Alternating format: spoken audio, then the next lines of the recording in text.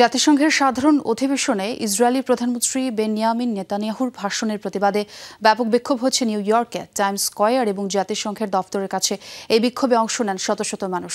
এ সময় গাজায় আগ্রাসন বন্ধের দাবি জানানো হয়। এর পাশাপাশি জিম্মিদের মুক্তিতে নেতানিয়াহুর ব্যর্থতার অভিযোগও আনা হয়। ওয়ালটন এখন দেশের সীমানা পেরিয়ে পৌঁছে গিয়েছে 50টিরও বেশি দেশে। ওয়ালটন, ঘরে ঘরে বিশ্বজুড়ে। শুক্রবার জাতিসংঘের অধিবেশনে দেয়া ভাষণে যখন ফিলিস্তিনকে ধ্বংস করার হুঁশিয়ারি দিচ্ছিলেন নেতানিয়াহু, তখন বাইরে চলছিল ইসরায়েলি আগ্রাসন বিক্ষোভ। জাতিসংঘের সদর দফতরের সামনে ভিড় করেন হাজারো মানুষ।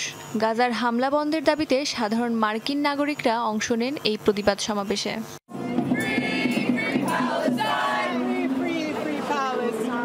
এ সময় নিউ ইয়র্কের রাজপথে বের হয় বিক্ষোভ মিছিল। ইসরায়েলি প্রধানমন্ত্রী নেতানিয়াহুর নিউ ইয়র্ক সফরের তীব্র সমালোচনা করেন তারা।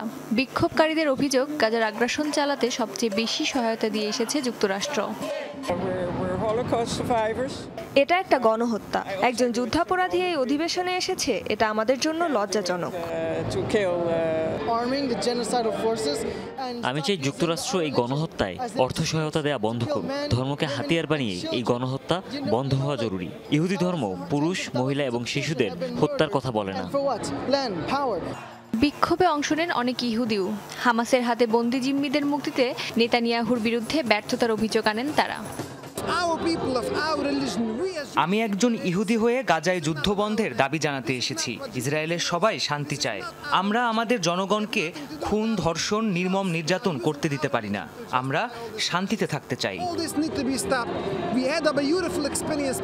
ইসরায়েল ও নেতানিয়াহু বিরোধী সমাবেশকে ঘিরে জাতিসংঘ সদর দফতর এবং এর আশেপাশের এলাকাগুলোতে নেওয়া হয় কড়া নিরাপত্তা। অস্মিতা বিশ্বাস, যমুনা নিউজ।